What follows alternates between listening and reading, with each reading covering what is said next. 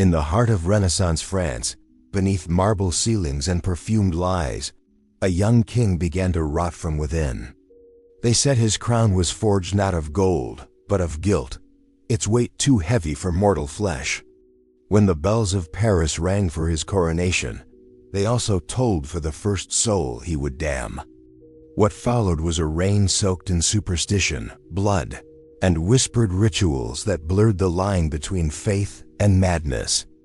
This is not a tale of conquest or glory, but the dissection of a king whose every prayer became a curse, and whose crown became a slow execution. The cathedral trembled beneath the weight of incense and prophecy.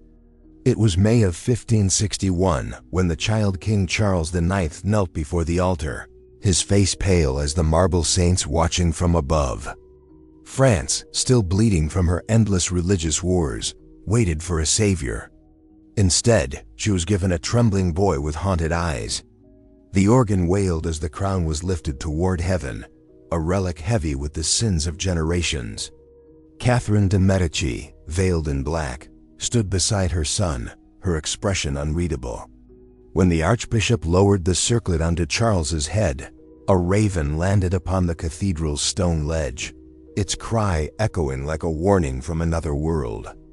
A murmur rippled through the clergy.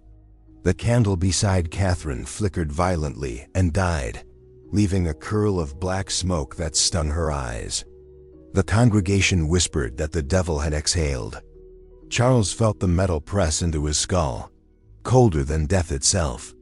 The scent of wax, sweat, and old blood suffocated him. The Latin chants blurred, melting into whispers he could not understand. For a heartbeat, he thought he heard laughter, faint, mocking, ancient. His throat tightened. His pulse drummed against the crown's rim. As he rose, his knees wavered. The archbishop's voice faltered mid-blessing. A shadow crossed the stained glass light, cutting his reflection in half. Catherine's hand steadied him, her fingers icy, her grip almost possessive. When the ceremony ended, the court erupted in cheers. Trumpets blared. Nobles bowed with choreographed grace. Yet Charles's gaze drifted to the high altar, to the crucifix above it. He could swear the Christ was weeping. That night, Paris celebrated beneath firelight and wine. Bells rang from Notre Dame to the Louvre, declaring divine order restored. But in the royal chambers, silence ruled. Charles sat before a mirror, still wearing the crown. The jewels glimmered, catching candlelight like trapped souls. He traced his reflection, and for an instant, it did not move with him. The air thickened. The raven's cry returned, muffled but close, as though perched upon his heart. He whispered to the reflection, voice trembling, "Will they ever forgive me?" No answer came. Only the faint hiss of the extinguished wick, and the sound of footsteps receding behind the door, his mother's, deliberate and slow. She had told him once, "The throne devours its children, Charles. It does not share its meal." Outside, the revelry continued. Wine spilled like blood across marble steps. Fireworks burst above the Seine. The people rejoiced for a king they barely knew, and a fate already sealed. In his chamber, Charles removed the crown and set it upon the table. A thin line of blood circled his brow where the metal had bitten into flesh. He pressed a cloth to the wound, staring at the stain it left. When he closed his eyes, the laughter returned, louder now, clearer. He could not tell if it came from the heavens or from the crown itself. And somewhere in the cathedral's rafters, the raven had not moved. It watched. It waited.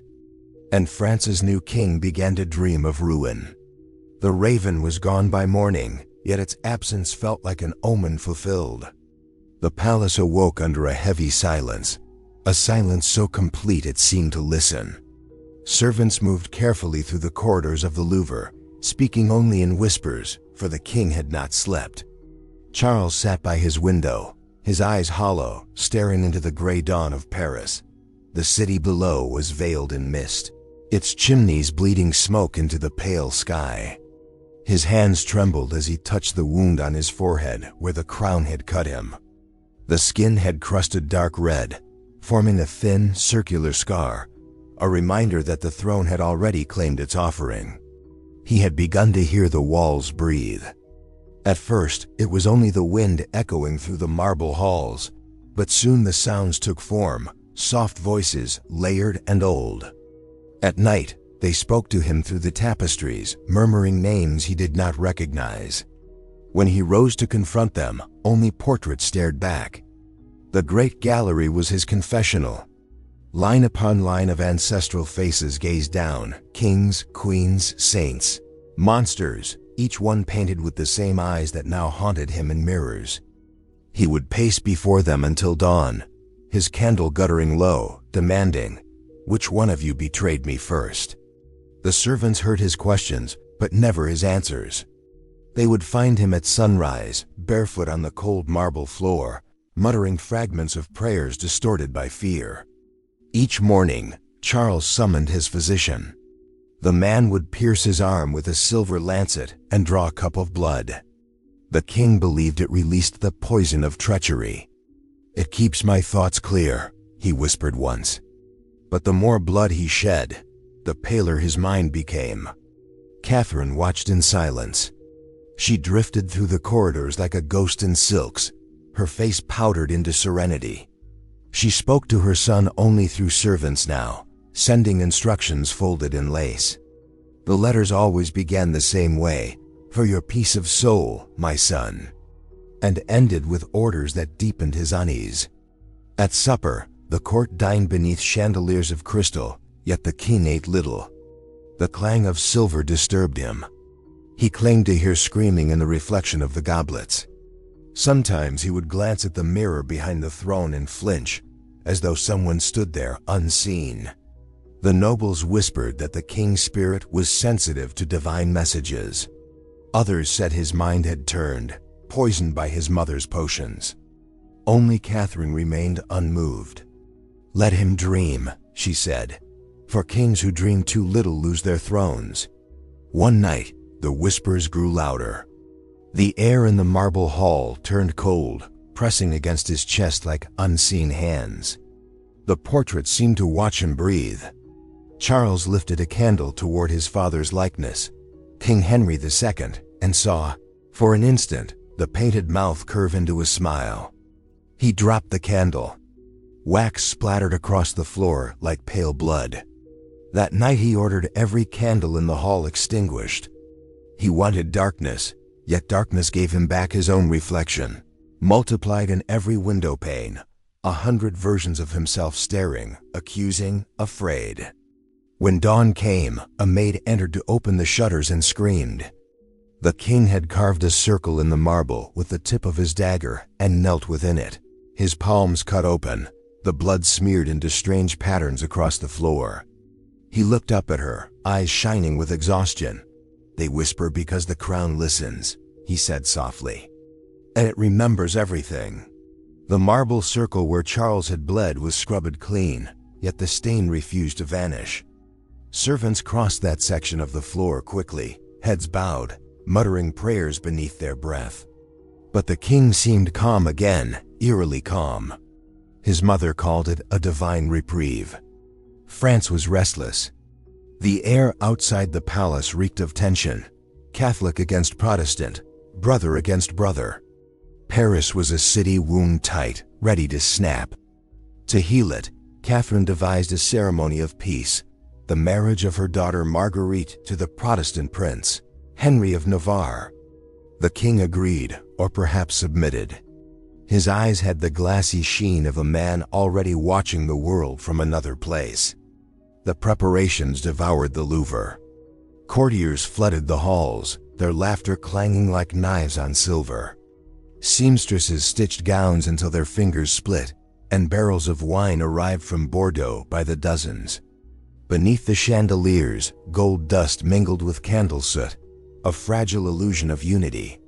Charles watched it unfold from a balcony, a faint smile twisting his mouth.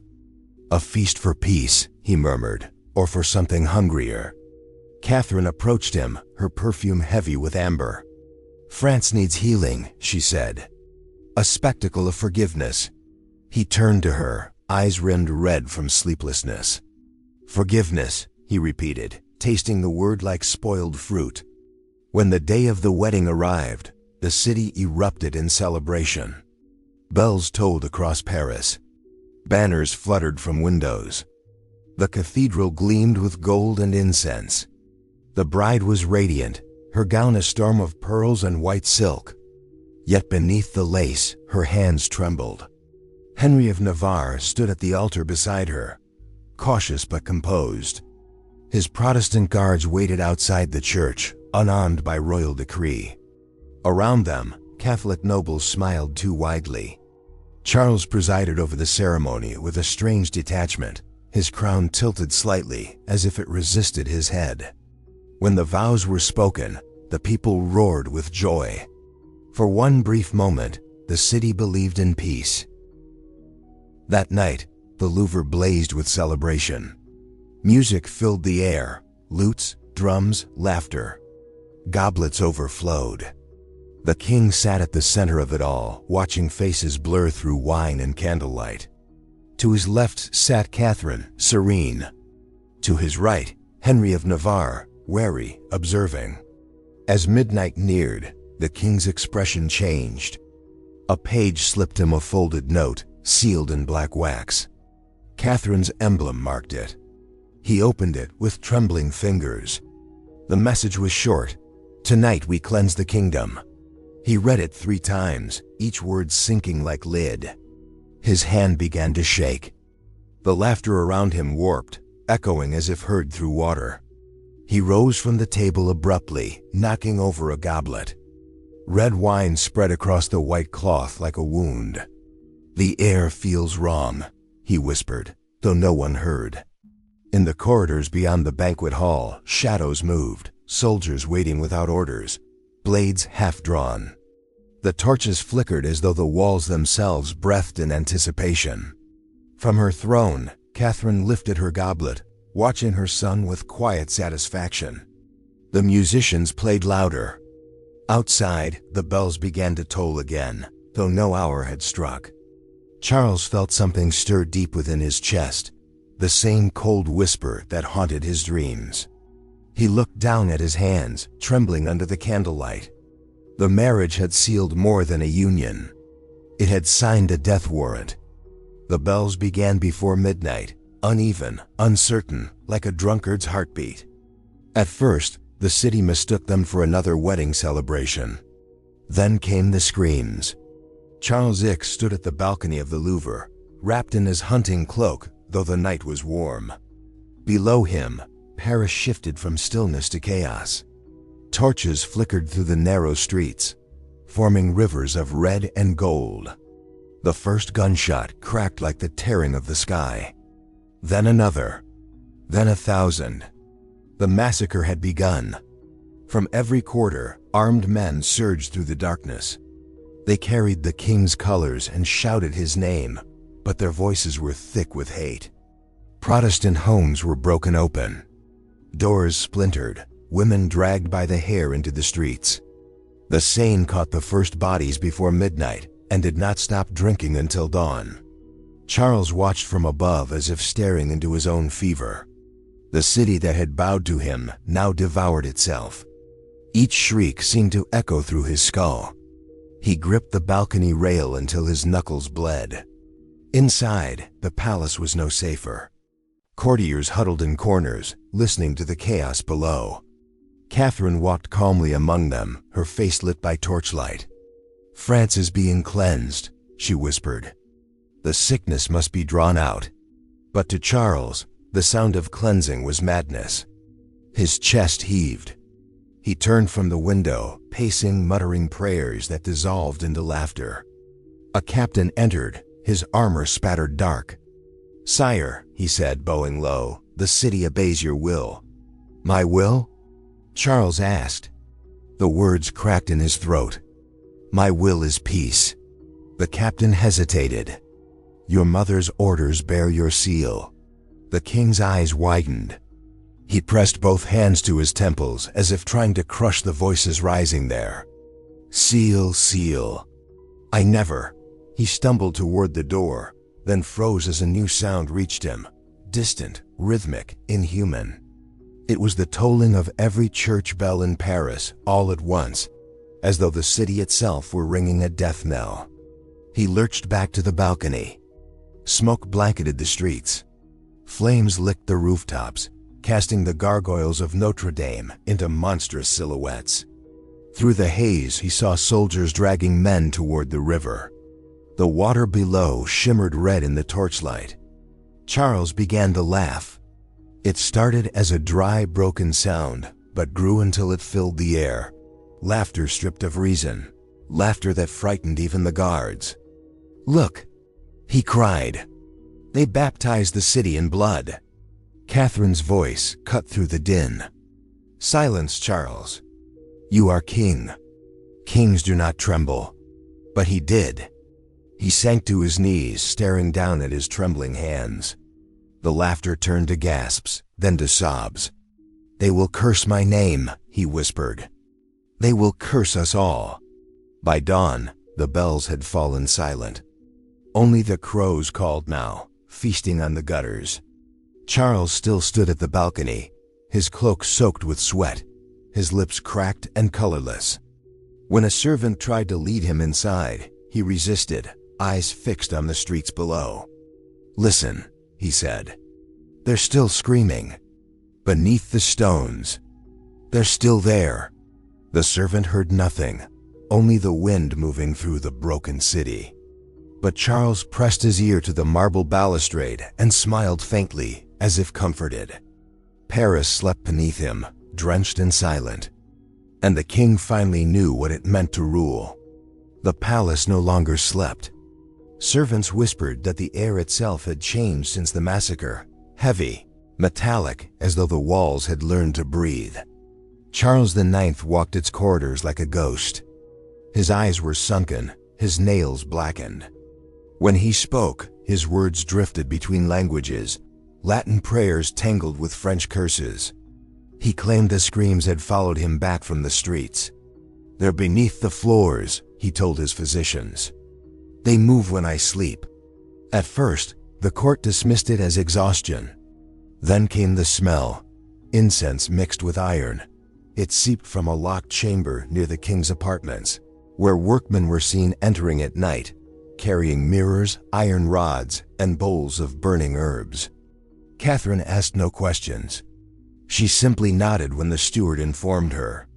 "If he needs a chapel," she said, "let him build one." But what emerged was no chapel. The walls of the new chamber gleamed with tall Venetian mirrors, each facing another so that the reflections spiraled endlessly, a corridor of eyes watching every movement. Between them, iron sconces burned with cedar and myrrh. The floor was black marble, veined like rotted flesh. In its center lay a silver basin, shaped like an open wound. Charles named it the purification room. At night, he dismissed his guards and entered alone, barefoot, clothed only in linen. Witnesses swore they heard him chanting within, the words low, rhythmic, soaked in grief. When dawn came, the floor was often streaked red. His valet once dared to open the door. The king stood before the mirrors, a whip in his hand, his back carved by fresh stripes. "Do you see?" Charles asked him softly, gesturing toward his reflection. "Each mirror shows a sign. If I strike enough times, one might disappear. After that, no one entered without permission." Days blurred into nights. The physicians brought him tinctures, holy water, even relics from the cathedrals, but he refused them all. "God listens only through pain," he said. "Words mean nothing without blood." Rumors spread through the court. Some claimed he was possessed, others that Catherine encouraged it.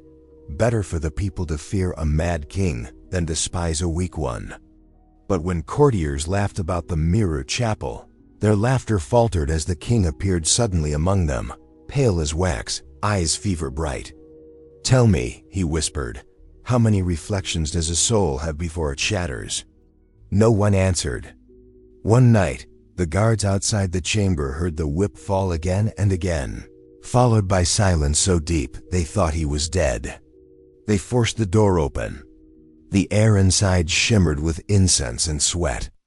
Charles lay collapsed before the mirrors, his hands stained to the wrists. Around him, candlelight danced, and for a moment, it seemed the reflections were still moving, even though the king lay motionless. They carried him to his bed. When he woke, he smiled faintly. "I've been forgiven," he said. They stopped screaming for a while, but that peace lasted only days. Soon the whispers returned, closer now, speaking through his own reflection. He began to sleep inside the purification room itself, surrounded by mirrors and smoke.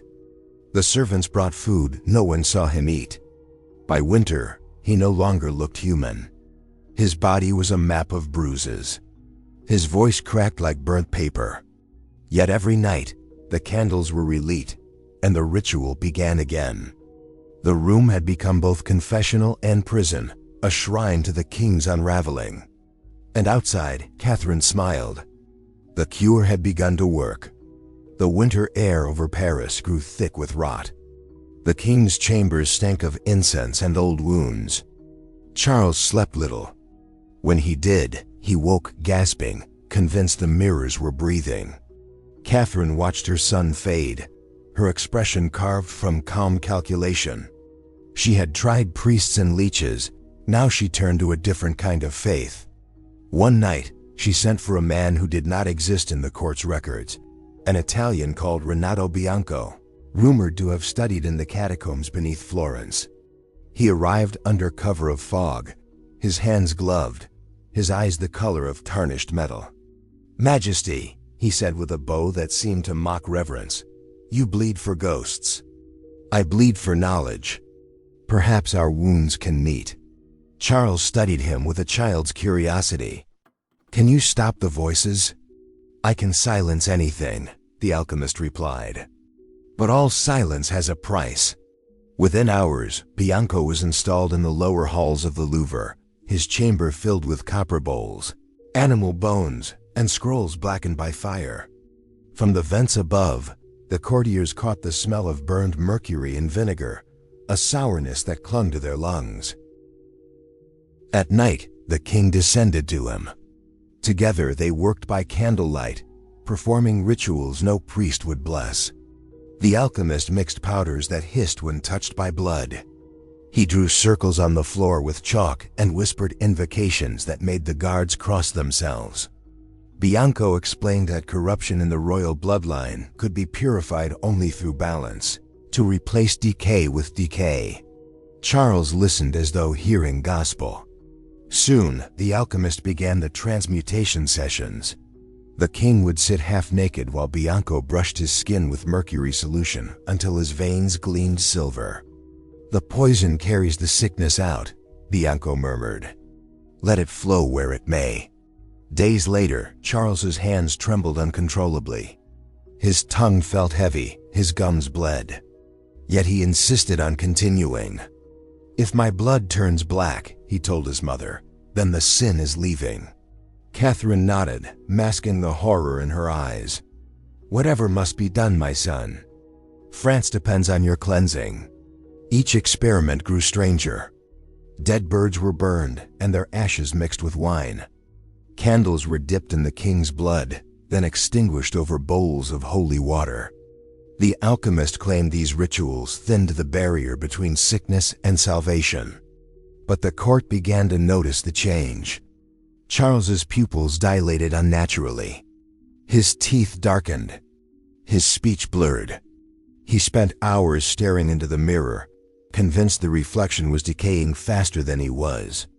When servants tried to move him, he screamed, "You'll break the ritual. The blood hasn't cooled." By spring, the king's veins were faintly black beneath his skin. He claimed to feel whispers running through them, voices of the slaughtered flowing with his pulse. One evening, Catherine found him kneeling before the alchemist's table, surrounded by jars filled with gray fluid. "It's working," he whispered. "They're quieter now." Bianco bowed behind him. He is close to transcendence, Your Majesty. The final stage requires a reflection of royal blood. Catherine understood. Her face remained a mask, but her hand tightened around her rosary until it broke. You will have what you need, she said. The next morning, a young page, her son's half-brother by a mistress, was gone.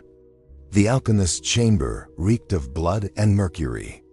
When Charles emerged that night, his skin shone pale as moonlight.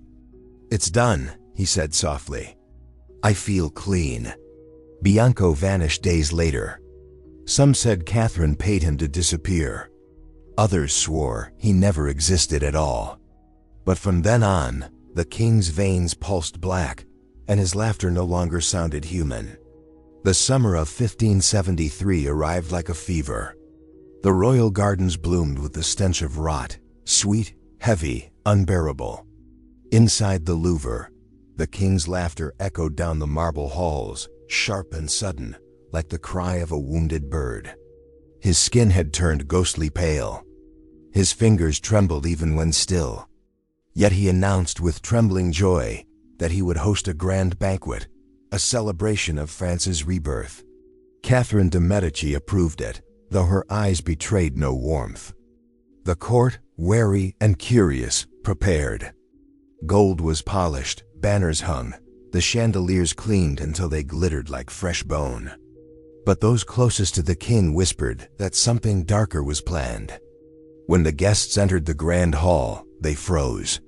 The long table was draped in white silk embroidered with red veins. Upon it lay platters sculpted into grotesque shapes, roasted birds arranged as if in embrace, fish molded to mimic severed limbs, pastries twisted into skulls. At the table's center stood a towering confection of sugar and lard shaped like a naked body, its mouth stuffed with pomegranate seeds, bleeding sweet red juice. Charles X sat at the head, his crown tilted, his eyes glazed with fever and triumph. Tonight, he declared, we dine with the loyal dead. France must learn to consume her enemies or be consumed by them. Laughter rippled nervously through the hall. The courtiers exchanged glances but dared not speak. Only Catherine smiled faintly, her lips painted the color of wine. The servants poured goblets of dark burgundy until it overflowed, staining the cloth like blood. Musicians played softly, though their hands shook on the strings. Charles raised a toast, to purity, to loyalty, to the blood that binds and cleanses, and drained his cup in a single swallow. Then the feast began. He tore at the meat with shaking hands, chewing as though starving. Grease ran down his chin. See? He muttered to a trembling noble beside him. They still feed us, even in death. He motioned to the dogs lying near his throne, thin beasts with pale eyes. Bring them meat. They are the loyal dead. A servant obeyed, tossing chunks of raw flesh to the hounds. The animals devoured it greedily, their jaws slick with red. Charles clapped, delighted. They remember, he whispered. Even beasts are faithful. A few courtiers, desperate to please, began to laugh and mimic his toast. Others gagged quietly behind their napkins. One fainted, collapsing near the silver goblets. The king did not notice. He was staring at his reflection in the polished lid of a serving dish, smiling at something only he could see. Do you hear them? He asked suddenly. They're praying. Every scream, every drop of blood. It's prayer now. France is holy again. No one answered. By the feast's end, the hall reeked of wine, wax, and decay. The king stood unsteadily, his cup trembling in his hand. Tomorrow, he said, I shall hunt with my ancestors. The living have done their part. Now the dead will show me mercy. He stumbled away, leaving a trail of spilled wine that looked like blood. Catherine watched him go, expression unreadable, hands folded over her rosary. When dawn came, servants cleaning the hall found bones beneath the tablecloth, not from fowl or pig, but unmistakably human. No one dared speak of it. The bones were buried in silence, But the smell of that night never left the marble floor. The king did not sleep. He only waited for the next ritual of blood to begin. The nights after the feast grew restless. Even the palace rats seemed to move differently, bold, unafraid, as if something darker than kingship had settled in the walls. Charles no longer held council in daylight. He preferred the hours before dawn, when the air was heavy and the moon revealed every flaw in the flesh. He began leaving the Louvre in secret. Disguised in coarse wool and dirt, the King of France walked among beggars and dying men. His guards followed at a distance, terrified to intervene. He wandered through plague-ridden alleys, inhaling the stench of rot as though it were incense. "They breathe sin," he muttered once, "and I must breathe with them." In the heart of the night, he would find the bodies left by the pestilence, swollen, pale, abandoned in carts. He knelt beside them, tracing their faces with trembling fingers. Sometimes he spoke to them. Sometimes he laughed. One of his servants, young René Dubois, swore he saw the king drag a corpse toward the Seine, whispering prayers as he dropped it into the current. "Return clean," he said softly, watching the body drift away. By morning, he was back in his chambers, washing his hands until the skin split. The Queen Mother said nothing, though she ordered new guards placed along the corridors. "Let him walk," she murmured. "He is purging himself." But Charles's purification grew more violent.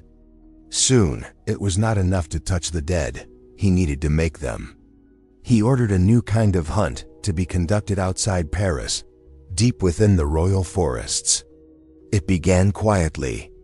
A handful of prisoners were taken from the dungeons, thieves, heretics, those forgotten by both faith and family. They were told they might earn mercy if they survived a night in the woods. When the moon rose, the king arrived, cloaked in black, his face hidden by a mask of silver leaves. Around him, torches flared and dogs snarled. "Let the guilty run," he said, "and let the worthy cleanse them." At his signal, the prisoners fled into the trees. Moments later, the hounds were released. The forest came alive with screams, sharp, fleeting, swallowed by laughter. Charles rode at the front, his horse white as bone, his eyes glowing with feverish joy. He carried no weapon. He preferred to watch. When one captive fell, tangled in roots, the king dismounted. He stood over the bleeding man and touched his cheek. "You are France," he whispered, "and France must bleed to live." Then, without command, the hounds descended. By dawn, only silence remained.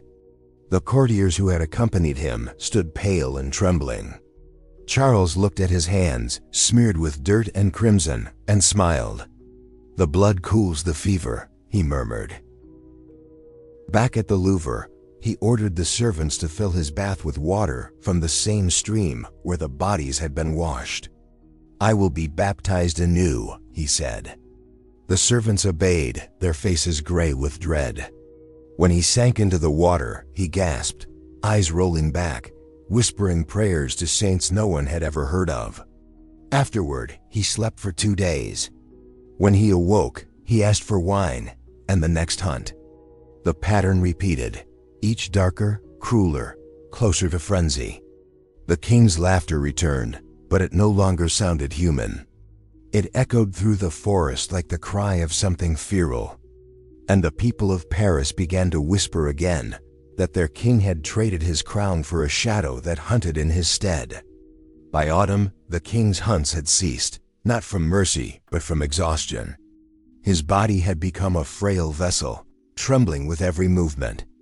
Yet his eyes burned brighter than ever, sharp and feverish, as if they alone kept him alive. The palace grew quieter.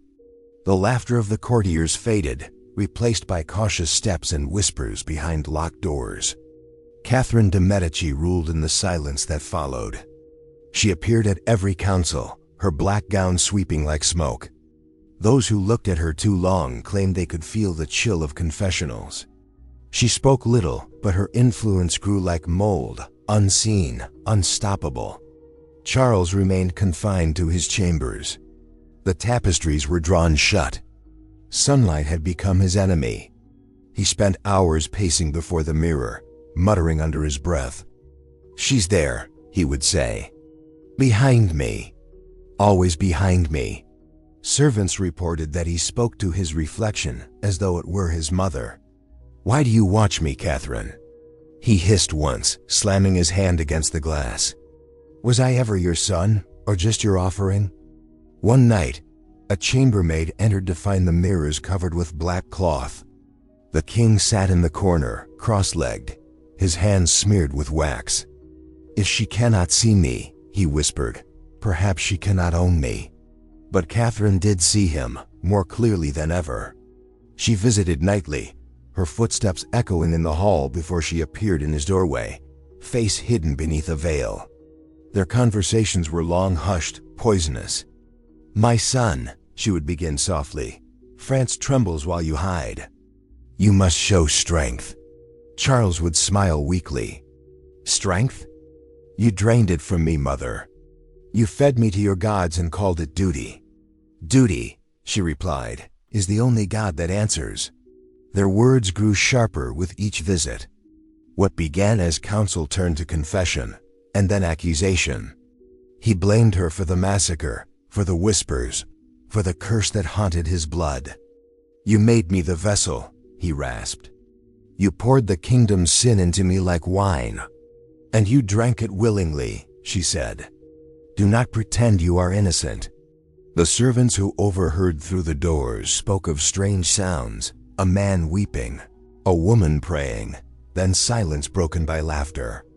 As the weeks passed, Charles began to see her everywhere, in the folds of curtains, in the shimmer of candlelight, in the mirror's edge. Sometimes when he turned his head, her reflection smiled when she did not. During one supper, attended by only a handful of terrified courtiers, he suddenly froze mid-sentence. His gaze fixed on the Queen Mother across the table. Slowly his lips parted. "You're in my skin," he whispered. "I can feel you breathing through me." Catherine did not flinch. "Then breathe deeply," she said.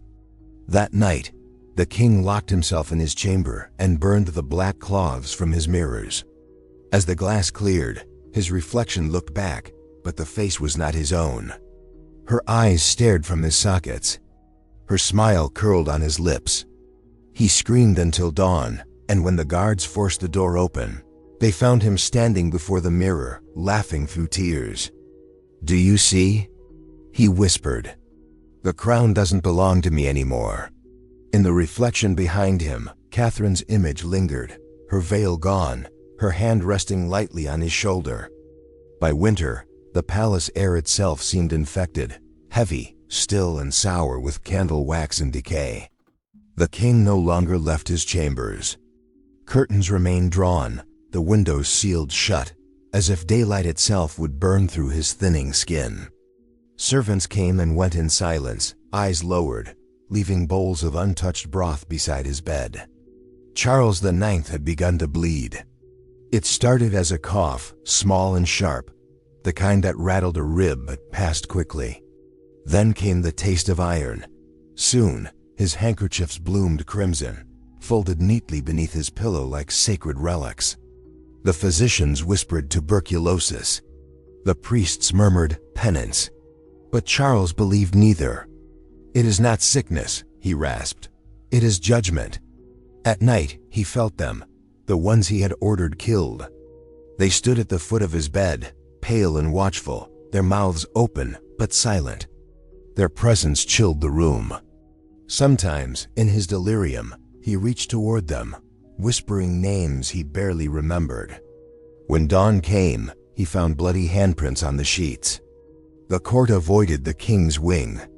Even Catherine kept her distance now, communicating through notes delivered by trembling pages. One such note read, "France prays for you, my son. Confess what must be confessed." Charles tore it to pieces and let the scraps fall into the basin. Beside him, water stained pink from his coughing. He began to write soon after. Not decrees, not letters, confessions. Parchments covered in red scrawl, words written in his own blood. His attendants found them tucked under his pillow, beneath the mattress, folded into the seams of his robes. Each began the same: I am already dead. One confession described the river running black on the night of the massacre, the smell of smoke and iron, the faces pressed into water. Another recalled his own laughter echoing through the hall while Paris burned. The noise still hums in my teeth, he wrote. No priest can wash that sound away. Sometimes, the quill slipped from his hand and he used his finger instead, tracing symbols across the parchment that no one recognized.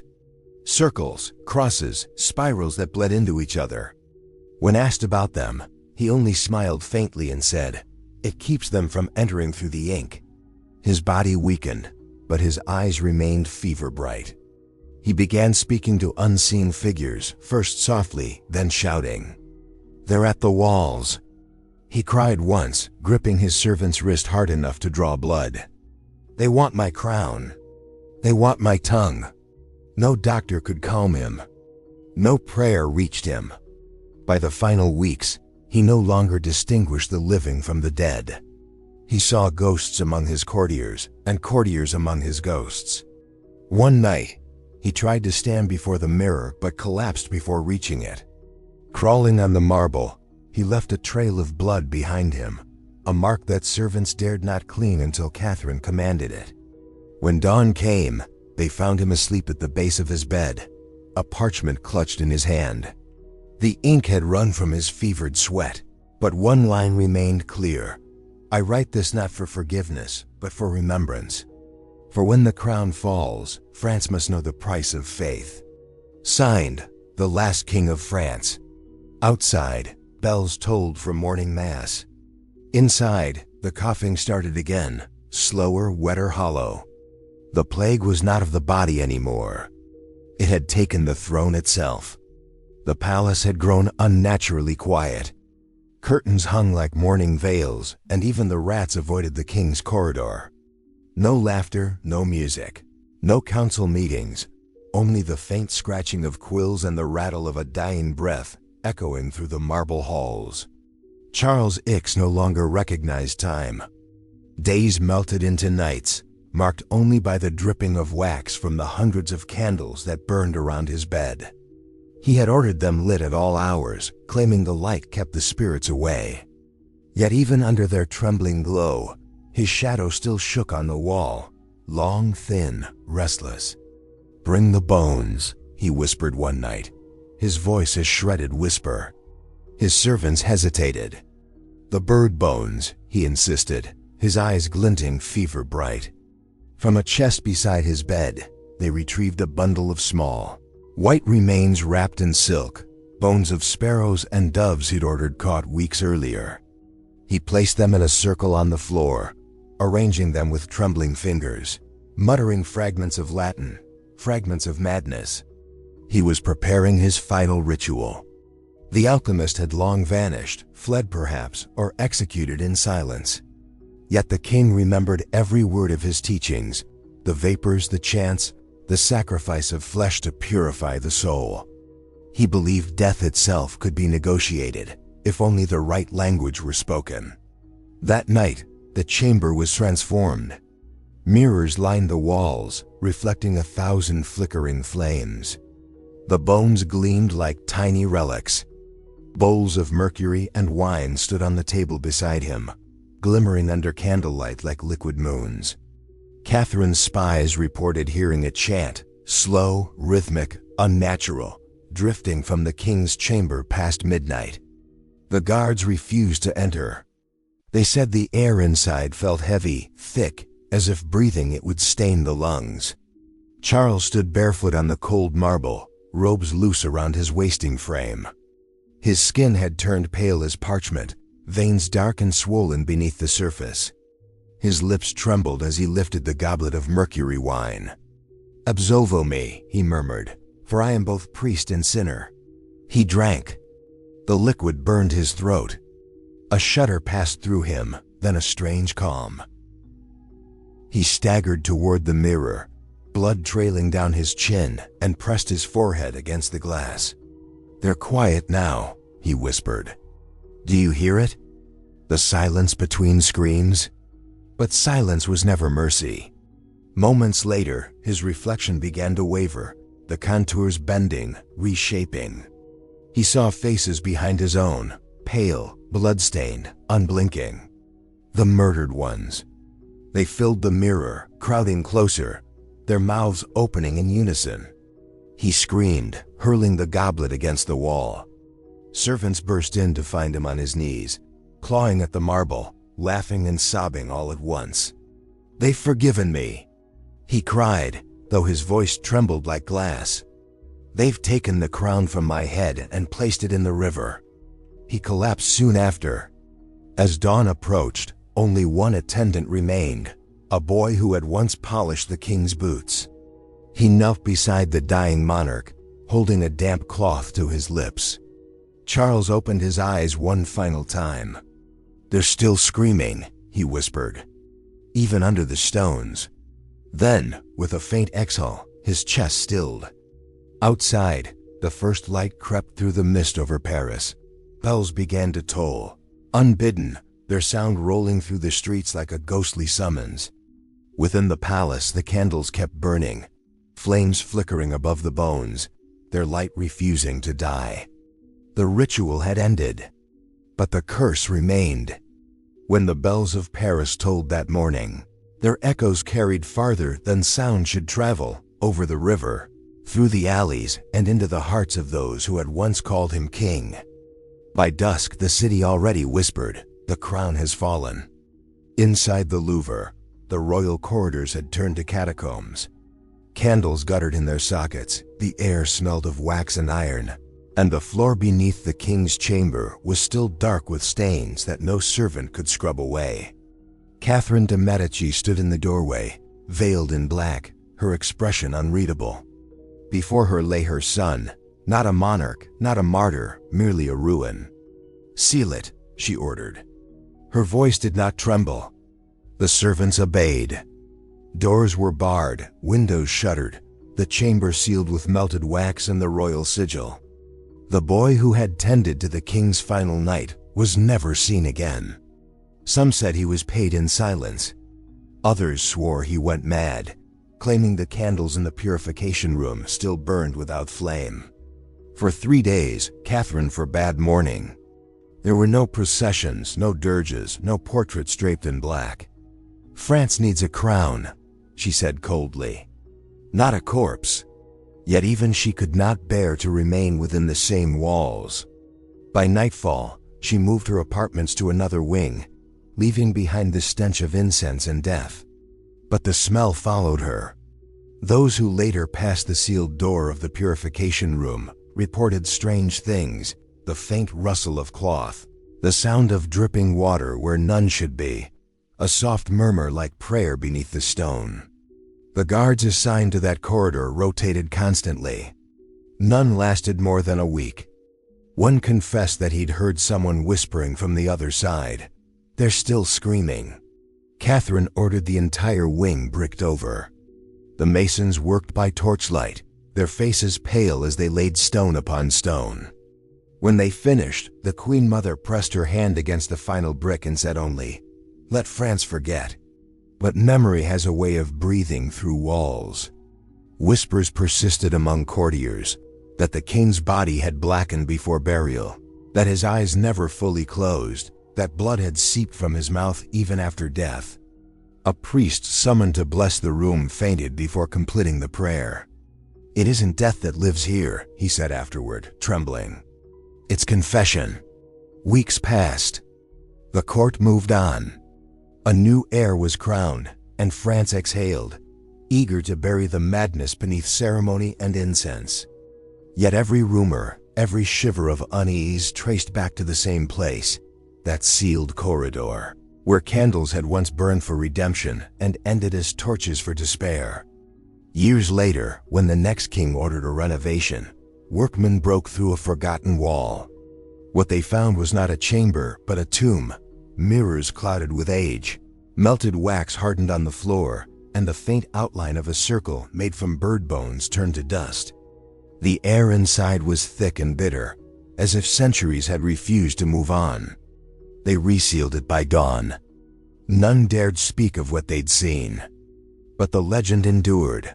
A king who sought to purify his soul in blood and fire. A mother who buried her own guilt behind stone. And a crown that passed from one trembling hand to another, always heavier, always colder. In France, they say the Louvre still remembers. And on certain nights, when the bells of Paris ring without reason, someone, or something, still answers.